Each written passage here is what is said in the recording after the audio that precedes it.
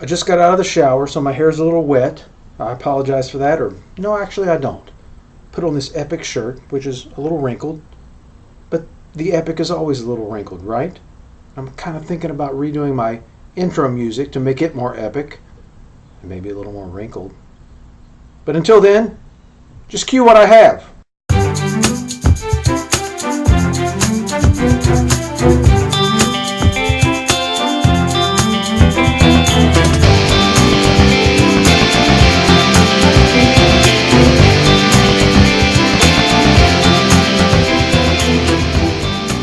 Okay, I know that intro really didn't cue you in on what this is, but this should. Mr. Scissors. You know what that means. That means I have some things to unbox.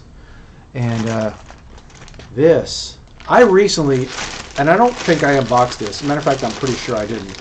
But I recently bought a new pair of shoes for summer. Some nice deck type shoes that I can wear with or without socks, because that's how I roll, or that's how I stroll. By the way, I'm in a mood, so you can expect this to get even more corny as it goes on. The ones I bought, shoot, they're not nearby. They're kind of a tan color. They're kind of moccasin-like. These are blue because I kind of want to have a range of colors. I was looking for black, actually. You know how hard it is to find casual deck type shoes in black? It's like you can't be maritime and goth at the same time. Come on, man. Those two things go together so well. So anyway, as always when you buy shoes online, there's a question about size. It's not like a shoe store where you can try stuff on. So here I am with my shoe, and I'm going to try it on. Oh, it fits so well. I like it. I'm going to sit on it. You may not have known that most of the time when I am doing these podcasts, I'm actually have one of my feet tucked in. It's just this particular chair. If I'm not actually trying to do something like be on my computer or do a podcast or something like that, it's fine to just sit in. But when you're actually trying to sit up a little more straight, it helps to have a sort of a pillow underneath me, and then I tuck one leg, and it kind of keeps me in a better position. You know, I'm not slouching back, which is, you know, if I were just watching Game of Thrones or something. We're all watching Game of Thrones right now, aren't we? Some of us are not, but that's fine. You can not watch Game of Thrones. Just don't tell everybody about it. We don't give a shit whether you don't watch Game of Thrones. It's really annoying that people feel like they have to tell everybody, I don't even watch Game of Thrones. Well, you're going to lose that excuse in a few months. You're not going to have anything cool to not do anymore until football season starts, and then you can go, I don't even watch football. Okay, this particular book, okay, I have to admit something. This is kind of ridiculous at this point because I have several books already published, so why am I still looking at books like this? Right to market. Basically because I had read a little bit of this, some promotion on this series by Mr. Chris Fox. And, you know, shout out to him, even though I haven't read his book yet. He has a lot of books out, and he is apparently fairly successful. And you know what? I would like to be fairly successful, so this guy might have some clues about how to do that. I don't like to write to market, which is exactly why I bought this book, because I realized something. I kind of tend to be a little bit snobby when it comes to the idea of writing to what people are buying, but I also realize that that's a dumb instinct, because for everything that I've published, I've had dozens of ideas of things to publish. So one of those ideas has to be to market. There's a way to be marketable and authentic. That's what I realized. The way is to take all, if you have like 40 concepts for a novel, which is being, conservative when it comes to me. I have so many ideas about what I could write about. One of those ideas is going to be what the market's looking at right now. So need to set my little elite, I want to be authentic bullshit to one side and just simply say, you know what, you've got a lot of ideas here. Which one do people want to read? Because I want to write what people want to read, not just to make money, but because I like to, I publish stuff. I mean, I write stuff just because I like writing, but I publish stuff and I promote stuff on my blog because I'm trying to, gives people something that they like to read and to think about. So this is sort of a way of humbling myself and recognizing the flaws in my own thinking, which is always important. You need to do that all the time. And say, you know what, this sort of thing always used to turn me off, and maybe I should pay attention to it more. Maybe there's something in here that I'm missing.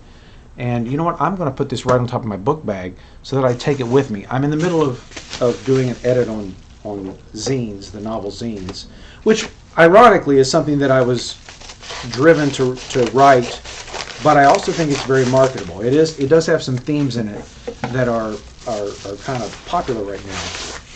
This book, however, I bought because I'm working on an elevator pitch, which if you read my website, I do a lot of elevator pitches. It's basically a place where I feel compelled about some concept, but I know I do not have the resources nor the connections to actually carry it off. So I develop it as far as I can, and I publish it to my website as in my elevator pitch series. So I have a lot of film ideas, television show ideas, civic improvement ideas, ideas for parks and like Renaissance fair type thing. Ville Noir, which is an idea I had for having a sort of a Age of Jazz theme park, which I think would be super cool. You have speakeasies and hard-boiled detective stuff and aviation stuff, World War II stuff, Prohibition stuff, some museums, theaters, bars, places to hear music from that period, things celebrating Duke Ellington. And it's just a fascinating period in history, and it's like I kind of feel like there needs to be a Renaissance fair type of thing for that too.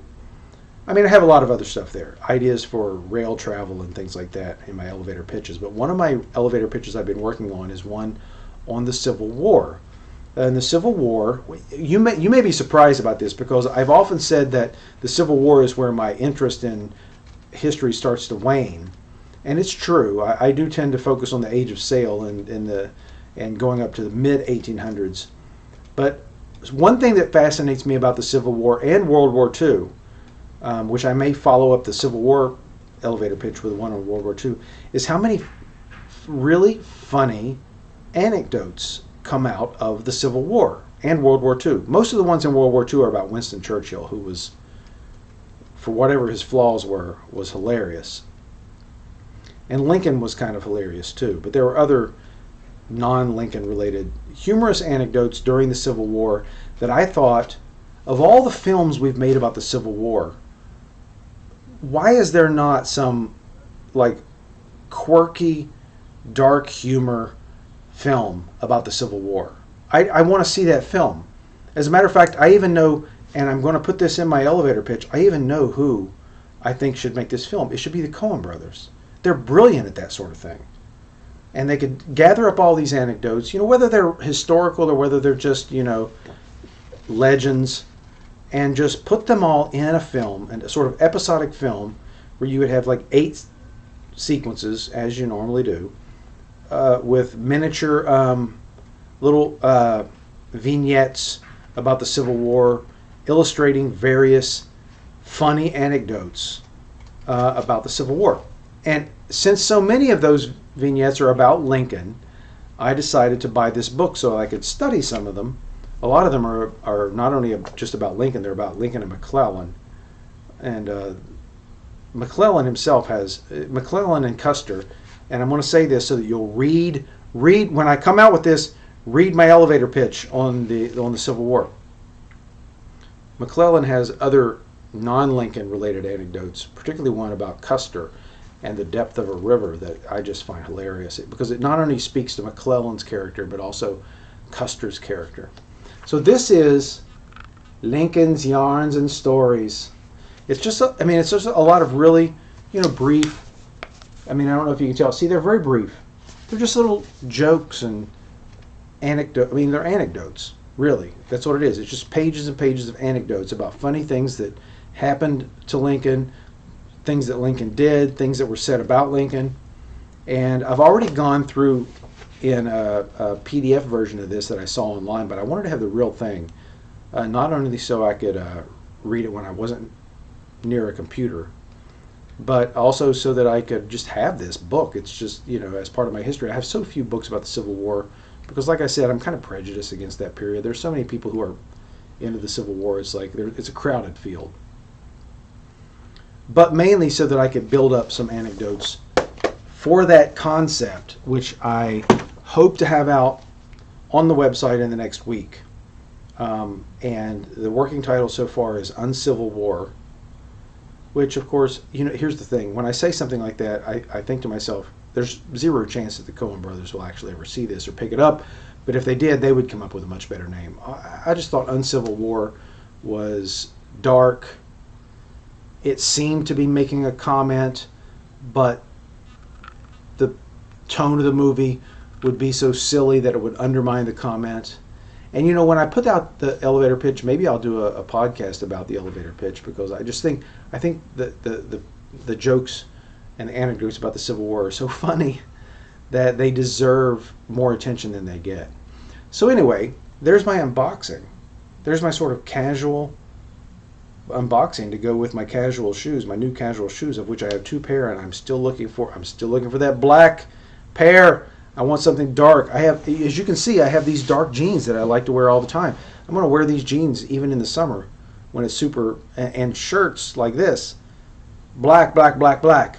I'm not going to wear black, black, black, blue. Come on, shoe manufacturers. You've got a market out here. I'll buy your shoes.